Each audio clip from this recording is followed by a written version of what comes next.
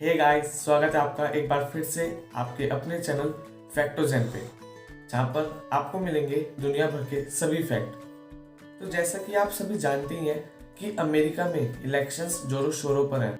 दोनों पार्टीज एक दूसरे से जीतने के लिए अपनी पूरी जी जान से मेहनत कर रहे हैं। इलेक्शंस एक देश के लिए बहुत बड़ी चीज होती है, क्योंकि इसी की वजह से किसी देश की जनता अपने प्राइम मिनिस्टर, प्रेसिडेंट को चुन पाती है।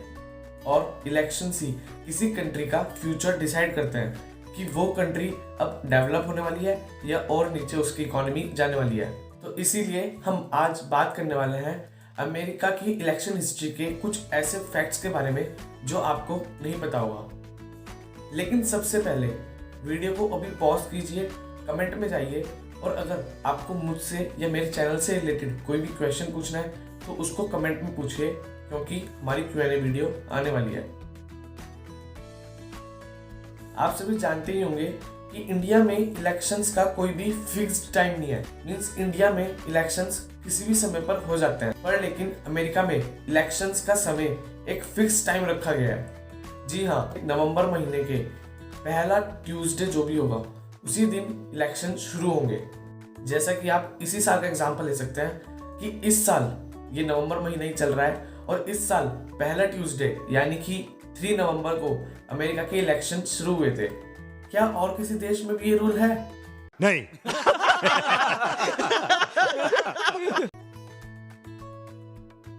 आपको अमेरिका के प्रेसिडेंट्स के बारे में कुछ बातें तो पता होंगी, पर क्या आपको पता है कि अमेरिका का सबसे यंगेस्ट प्रेसिडेंट कौन था और सबसे ओल्डेस्ट प्रेसिडेंट कौन था?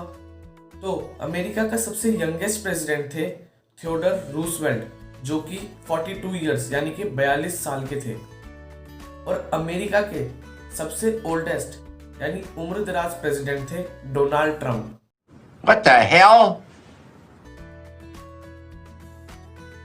आप सभी को ये पता ही होगा कि वोटिंग कैसे होती है। एक ईवीएम मशीन होती है जिसमें आपको उस पार्टी का सिंबल क्लिक करके उस पार्टी को वोट देना होता है। पर लेकिन अमेरिका में 1888 से पहले क्या आपको पता है कि वोट कैसे लिए जाते थे? क्योंकि उस समय तो मशीन्स हुआ नहीं करती थी। तो उस समय अमेरिका की जनता के हाथ खड़े करवाए जाते थे और उनसे पूछा जाता था कि वो कौन सी पार्टी की तरफ है, और जिस पार्टी की तरफ ज्यादा हाथ खड़े होंगे उस पार्टी को विजेता घोषित कर दिया जाता था। ओ भाई, मारो मुझे, मारो मारो मुझे, मारो मारो। नहीं, ये मजाक हो रहा है। एक सेकंड यार, मजाक। आप सभी को ये पता ही है कि इंडिया में वोट करने के लिए कम से कम 18 साल की उम्र होनी चाहिए, और अमेरिका में भी ऐसा ही है। पर लेकिन 1943 से पहले अमेरिका में ऐसा नहीं था। अमेरिका में आपकी उम्र कम से कम 21 इयर्स होनी चाहिए थी अगर आपको वोट करना था, पर लेकिन वो खाली 1943 से पहले का था। लेकिन अब अमेरिका में भी वोटिंग की एज 18 इयर्स है। ये सबसे ज्यादा चिंता का विषय है। अमेरिका में एक सर्वे हुआ था कि कितने लोग वोटिंग के लिए आते हैं, और उस सर्वे से जो डेटा निकला वो बहुत ही इंटरेस्टिंग था, क्योंकि जो प्रेसिडेंट के लिए इलेक्शंस होते हैं उसमें 60% अमेरिका की जनता वोट करती है। फिर अगर हम उसके नीचे आए यानी कि स्टेट गवर्नमेंट के लिए, तो उसमें 40% अमेरिका की जनता वोट करती है। फिर हम उसके भी नीचे आए यानी कि लोकल गवर्नमेंट के लिए, तो उसमें अमेरिका की 26% जनता वोट करती है। और अगर हम उससे भी नीचे आए यानी कि मेयर के लिए, तो उसमें केवल 10% जनता ही वोट करती है। तो आप सोचिए कि अगर मेयर के नीचे भी कोई गवर्नमेंट बननी होती तो वो तो बिना वोट के ही जीतता, क्योंकि कोई इंसान वोट ही ना करता। तो रुको जरा, सब्र करो। आप सभी को ये पता ही होगा कि इलेक्शन से पहले जो पॉलिटिकल पार्टीज होती हैं वो अपना कैंपेन करती हैं। कैंपेनिंग का मतलब होता है प्रचार प्रसार करना, जिसमें जो पॉलिटिकल पार्टीज होती हैं वो जनता से वोट के लिए अपील करती हैं। तो अमेरिका में भी ऐसे ही कैंपेनिंग होती है। पर लेकिन जो सबसे पहले प्रेसिडेंट थे अमेरिका के यानी कि जॉर्ज वॉशिंगटन, उनका कैंपेनिंग का खर्चा था केवल 50 पाउंड्स, और अगर हम 50 पाउंड्स को भारतीय रुपयों में कन्वर्ट करें तो वो निकलेगा 4,500 के करीब। तो आप सोच सकते हैं कि कुछ पार्टीज तो कई करोड़ों रुपए अपनी कैंपेनिंग में खर्च कर देती है। पर लेकिन अमेरिका के जो पहले प्रेसिडेंट थे उन्होंने केवल 4,500 रुपयों में ही पूरी कैंपेनिंग कर दी और वो इलेक्शंस जीत भी गए। कुछ भी। अमेरिका में जो महिलाएं हैं वो पुरुषों से ज्यादा वोट करती हैं। मतलब अगर अमेरिका में पूरे 100% वोट हुए हैं तो उसमें से 63% महिलाएं वोट करती हैं और 37% पुरुष वोट करते हैं। तो इससे यह पता लगता है कि महिलाओं और पुरुषों में कोई भी डिफरेंस नहीं है, दोनों एक ही जगह पे स्टैंड करते हैं, कोई ऊपर या नीचे नहीं है। कहीं पर भी जाइए आपको नजर आएगा कि महिलाएं उस काम को कर रही है।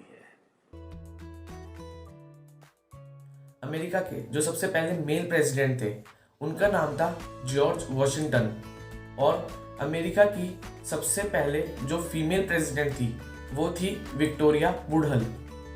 Oh my God! Wow! America के जो 1872 के इलेक्शंस थे उसमें एक अजीब घटना हुई थी। क्या हुआ था कि दो पार्टीज के पॉलिटिकल लीडर, जिनमें से एक का नाम था होलेस ग्रीली और दूसरे का नाम था यूलियस एस ग्रांट, तो वो दोनों प्रेसिडेंट बनने के लिए इलेक्शंस में खड़े हुए थे। तो क्या हुआ, जो होलेस ग्रीली थे वो इलेक्शन जीत गए। पर लेकिन अमेरिका में कोई इंसान तब तक प्रेसिडेंट नहीं बन सकता जब तक वो व्हाइट हाउस में एंट्री ना पाले। और होलेस ग्रीली जो कि इलेक्शंस जीत चुके थे, उनकी व्हाइट हाउस में जाने से एक दिन पहले डेथ हो गई। तो इसीलिए वहां पर फिर यूलियस एस ग्रांट को अमेरिका का प्रेसिडेंट बना दिया गया और वो व्हाइट हाउस में उनकी एंट्री भी हुई। तो इस तरीके से ऑफिशियली तो यूलियस एस ग्रांट वहां के प्रेसिडेंट बने, पर लेकिन अनऑफिशियली जो कि प्रेसिडेंट बनने चाहिए थे वो थे होलेस ग्रीली।